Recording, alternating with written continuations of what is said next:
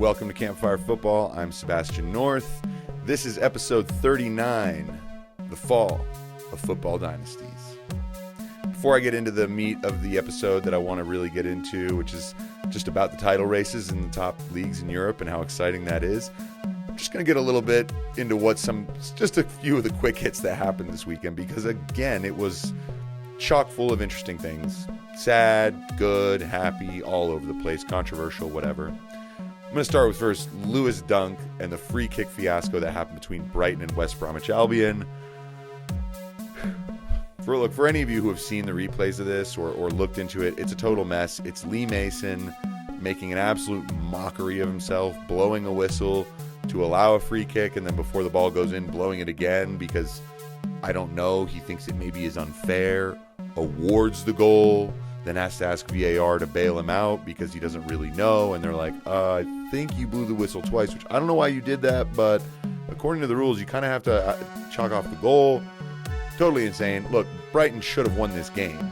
They missed 2 penalties, and now look in trouble. Although Brighton are a team, I cannot see how they're going to get relegated. They actually play too well in every game. It's not just that they have good players, it's that they play too well in every game to possibly end up in that position at the end of the season, for me. But who knows? Another refereeing incident: the Callum Hudson-Odoi handball thing that happened right next to Mason Greenwood. Optical illusion, this one, because when I saw it happen, I couldn't even really tell that it hit a hand. I thought it maybe hit the top of a shoulder of one of them. I couldn't tell which one. And then 4 Chelsea players put their arms up asking for a handball. Strange. No Man United players do. And then it turns into a whole debacle, right? Referee goes, checks. Callum Hudson-Odoi standing behind him while he's looking at the monitor, just like screaming, like, what do you I don't know what he was saying, but probably like, that's not a handball. Then there's the whole issue with Luke Shaw saying that he heard the referee tell Harry Maguire that he couldn't give the penalty because or else it caused too much of a stir. Ole Gunnar Solskjaer comes out and doubles up on that, which is even weirder. And then Harry Maguire comes out and says, wait, hold on, Luke Shaw didn't actually hear that correctly. Total mess. Now, look, we can criticize anything we want. I think also Man United were saying that the Chelsea website had things posted saying, look out for Harry Maguire. Look, that was all because of the time where Maguire had his arms wrapped around Cesar Azpilicueta's shoulders, doing a full-on headlock in the penalty area, and there was no penalty kick, right? I think that's kind of where that came from, some of that site banter or whatever. But the fact that Ole brought it up after the game, also weird. Just a strange set of stories. The thing about this one, too, that I want to just drop this little idea. I've got friends who are not really football people. They watch it every now and again, and they don't like how penalties can be awarded in situations like that one, for instance, where the ball is going away. It's basically almost outside of the penalty area. The players are not facing the goal. They're facing the sideline. It barely nicks off a guy's fingers. No one has actual possession of the ball. And that can result in Man United getting a free shot from 12 yards out, almost certain goal, against a goalkeeper who now, with the rules having been even extra tightened on them, the possibilities that they're going to save it are even lower than they ever were. So friends of mine have always said that makes no sense. Why do they get the free shot? And, I don't know. I think that's a good point.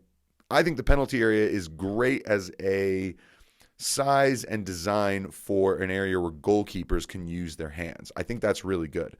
But I take the point that these people have that if you're at the corner of the penalty area and you're not even facing the goal and you get nicked, how on earth should that translate into you being rewarded with almost a certain goal? So here's my weird idea, revolutionary idea for how to change this in football. But you keep the lines of the penalty area, but you add a sort of elliptical, like a circular semicircle line that basically goes from the points of the penalty area that intersect with the goal line, and you bring them up to about the penalty spot, or maybe a yard or two outside the penalty spot. Just an arc. And if you're in that arc and you're fouled, penalty. If you're outside of that arc and you're fouled, who knows? Let's do direct free kick from inside the box. That'd be a total, that'd That'd be a chaotic situation. But the reality is so many times that players get penalties, they're not imminently shooting. They're not imminently even creating an opportunity to shoot. Yet they can be given such an easy chance to score. Look, I know this is one of those ones that you're talking about really changing some stuff in football. And for traditionalists and purists, I know that's scary. In a lot of ways, I am one too. But maybe, just maybe, that's an idea that would work. I don't know. Think about it. All right, interesting. Moving on to some more outside, off the field topics here. Barcelona. This is a bad situation. Josep Bartomeu gets arrested, spends a night in jail, and basically all for financial improprieties and issues that are going on at Barcelona with their finances. Big surprise, right? Shocker. Here's the problem for Barcelona. They're already in what we know is a financial meltdown, right? They're already in a big situation that's not looking bright at all. On top of that, Leo Messi most likely looks like he's going to leave. The way he's having to carry this team this season and the fact that they have no money means how on earth are you going to rebuild a team capable of winning the Champions League before he's 37? So he's probably going to go. Okay, that helps their wage bill, but what if this little incident ends up coming with sanctions? What if Barcelona have to not be in the Champions League for 2 years? What if they have to pay enormous fines? What if they get relegated or something like that? How long will it be until we see Barcelona back to where they are? I mean, this summer could really be the absolute end of an era. I'm not putting my bets on it. I don't know how this is going to pan out, but it's certainly a situation to keep an eye on. LeBron James and Zlatan taking shots at each other over whether or not athletes should speak in politics and about politics. I thought this was fascinating. I'm not going to lie. I love me some Zlatan, but I think he wandered into the wrong arena here. And I say that just because you can't get LeBron James on this one. You're not going to catch him out. He's way, way, way too informed. He's already doing all the work. And his response to Zlatan, who basically said sporting figures and athletes should stay out of politics, it's not a good look. LeBron came out and said, like, dude, I'm doing what I know, what I live. Like, he created his school. And LeBron does a lot of amazing things. But the truth is, I can't possibly see Zlatan continuing this debate and ending up looking good at all. Sooner than later, he's going to have to just say, agree to disagree, or praise LeBron for the work he does, or whatever.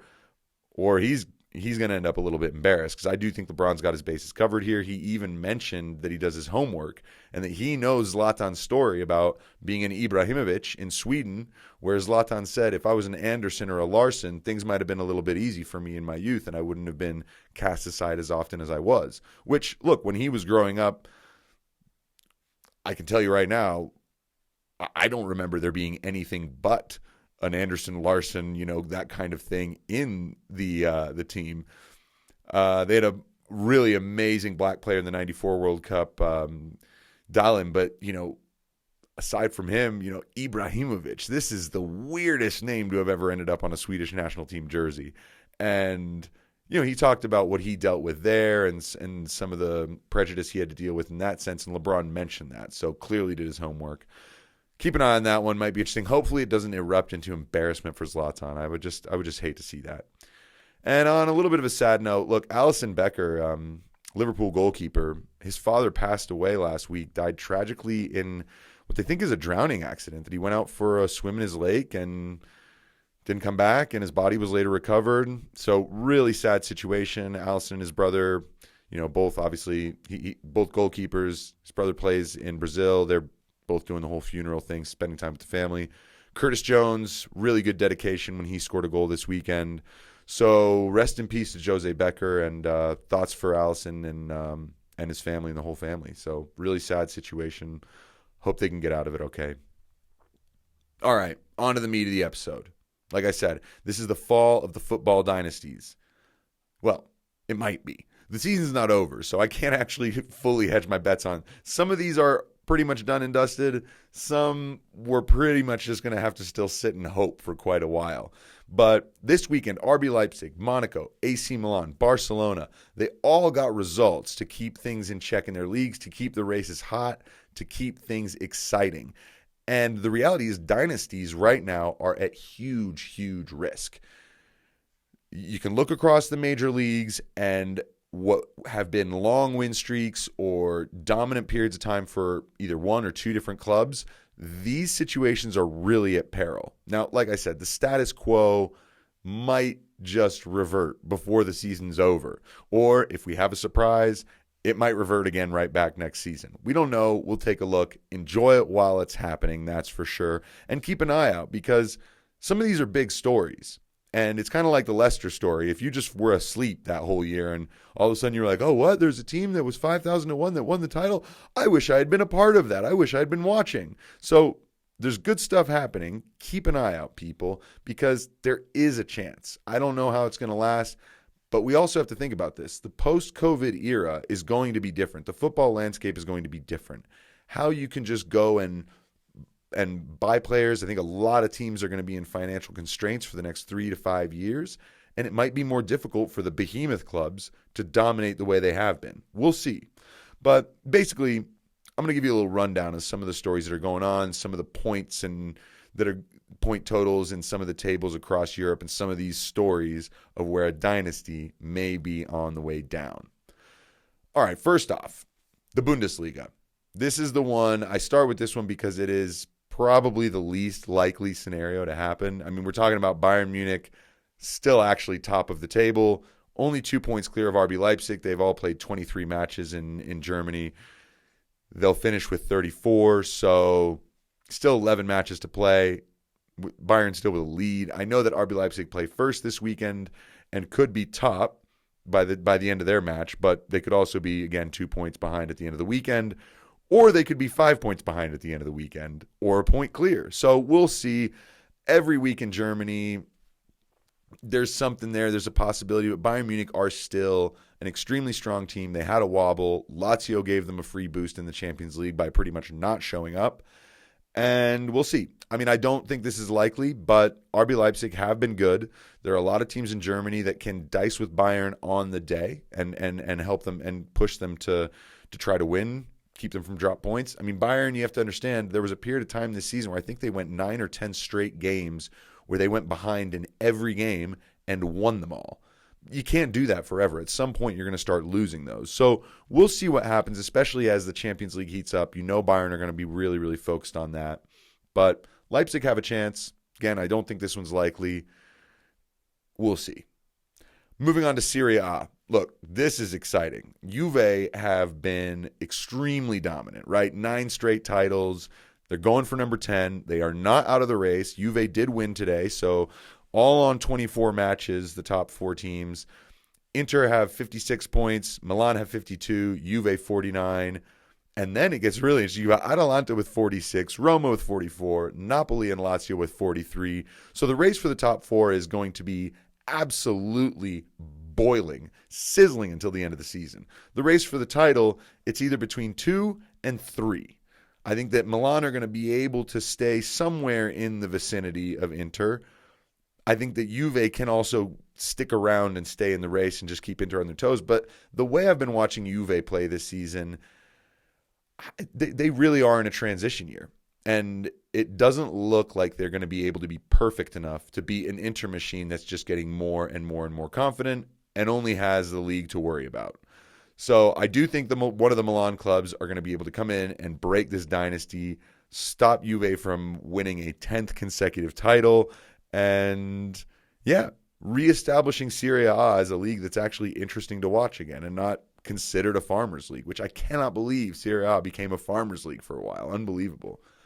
So there's a similar streak that's about to be broken, and this one is a sure, dead cert thing. This is the only one of all of these that's almost already finished, done mathematically in the bank, and it's the Scottish Premiership. Rangers are absolutely flying. I mean, they're 15 points ahead of Celtic with just 8 games to go, so they only need 2 victories and it's done. If they get a win and Celtic lose their next game, it's done. So it is right there. Celtic have won 9 in a row. I did an episode a few weeks back on the Scottish Premiership and how exciting it is that Rangers are back in the mix and how the old firm is so so great of a rivalry, but it only matters if both teams are good. They need each other. You can't just have one dominating for 10 years because or else no one cares. And I think that what's going on, Steven Gerrard has got this Rangers team to do really well in the Europa League. They're still alive and they're playing exciting football. Their tie against Antwerp was completely nuts. It was a 9-5 aggregate scoreline in the finish. And look, Celtic, they just imploded this season. They haven't been good enough. Their manager, Neil Lennon, just resigned a few days ago. Rangers have their time. This title's pretty much entirely sewn up. So there's a giant streak broken. That's one dynasty already finished, slain, and we'll see what happens next year. Bayern Munich, like I said, they've got 8 titles in a row, but there's another club that has been dominating their league in a similar way, and that's PSG.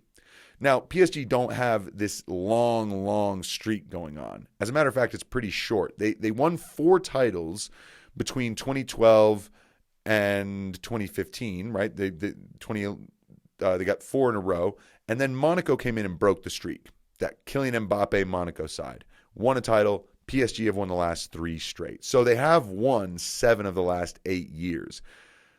That's a lot of domination. And I think a lot of people's perception is PSG is the only big club in France. They're the only good club in France. They're historically the only one. Let me just explain something to you for people who don't realize this. Before PSG won that first title under this, extremely wealthy era that they are in, they had only won 2 in their previous entire history. Many clubs have a richer history of titles than PSG, even still today. This all came from an enormous cash investment back in the early part of the 2010s, back in 2010, 2011. I remember Javier Pastore being signed from Palermo for huge money and being like, wow, PSG are really serious. And then it did more and more. I remember Lucas Moura coming in, and then it was Cavani, and then it was Zlatan. I mean, they really have dominated for a long time. But now that they're where they are, what's the ceiling? Right? They can only put together so many good players. They can only fire coaches so many times for not winning the Champions League. And they can only win the French League so often before other teams start to catch up a little bit. And that's what's happening. Lille are top of the table on 59 points. PSG have 57. Lyon have 56. Monaco have 55. And these are good teams. Lyon and Monaco are really strong. They've got very good squads. Monaco are able to bring a guy like Stevan Jovetic and even Cesc Fabregas off the bench on a weekly basis if they want to. Lille have an incredibly exciting young team.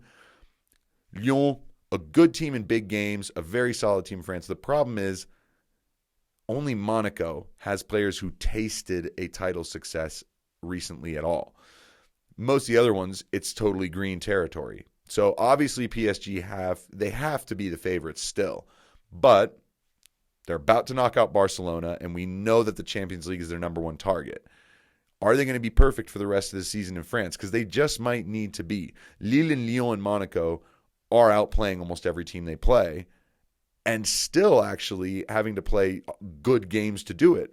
This goes to show you PSG have been dropping points against weak opposition all season as well. So this league's nowhere near done. For anyone who thinks that PSG are just going to run away with it, I don't think that's going to happen. I do think it'll go to the last 2 or 3 games, if not to the final day.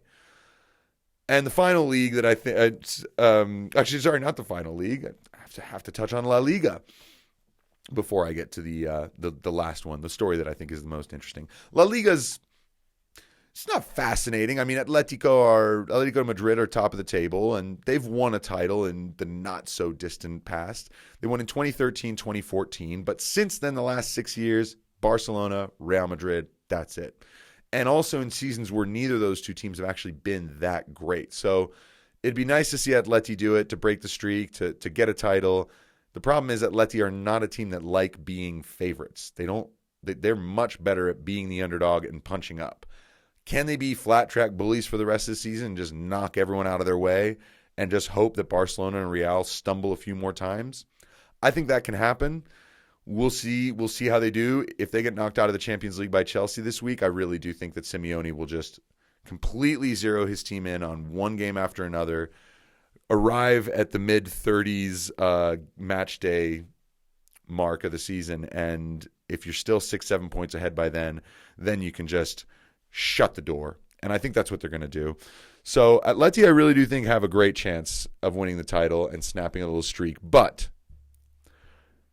the big streak that I'm most excited about to see end here, and this is a story that probably not very many people have been looking into, but in the Portuguese Primeira Liga. For those of you who know anything about the Portuguese league, you know that Porto and Benfica are the two big, strong institution clubs. Well, since 2001-2002, those two teams have won every single one of the titles. No one else. The last team to win a title outside of those two was Sporting Lisbon. Now, this is where Cristiano Ronaldo came from. Actually, he was in the youth team, I believe, when they were coming up, when they won that title. Well, they are currently 9 points clear of Braga, who's in second place, 10 points clear of Porto, 13 points clear of Benfica, and it's looking really good. They are flying, and if Sporting win, they will win their first title in 18 years and break a dynasty duo that's been happening for this whole time.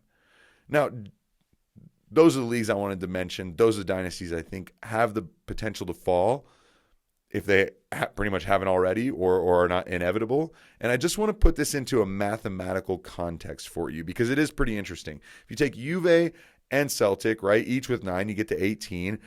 Porto and Benfica, their dominance of 18 years, so that's 36. Bayern, 8. You add those 8, that gets you to 44. Barcelona and Real Madrid combined for 6, that gets you to 50. PSG, 7 of the last 8 years they've won titles. We're talking about 57 years worth of titles gobbled up by 8 clubs. That's it. So this is an exciting time. Hopefully a lot of this gets dashed and smashed. And like I said, the post-COVID era, who knows what's going to happen? I do foresee Bayern being just as strong as they've always been. The way they organize themselves in staying top of the Bundesliga, I don't think that's going to change. But the resurgence of Serie A, more teams starting to come up in La Liga, and the financial troubles Barcelona are having, the rebuilding issues that Real Madrid may have, PSG needing to win the Champions League and watching the league around them just get stronger and stronger, and Rangers finally just getting on equal footing with Celtic again. I think this is a really exciting time for football. For any of us that are just watching the Premier League and saying, oh gosh, Man City run away with it, there's nothing interesting to see anymore. No, there's plenty. There are dynasties that are on the way down. Let's hope it actually happens. It'd be really fun to see all of these pan out. All right, everyone. Thanks so much for stopping by. Like I said, football is drunk. I said that a while ago because a quote I jacked from Mourinho. But the reality is we are in a really interesting time. And when I look at all these leagues across Europe, it's been easily a decade since I've seen so many interesting races. It's not just that these teams who won these titles for this long period of time were challenged very often. Frequently, they ran away with it. And right now, not only are they not running away with titles, they're either being shoved off their perch or pushed to the bitter end. So let's see what happens. This is Campfire Football. Thanks for stopping by. Have a great night, everybody.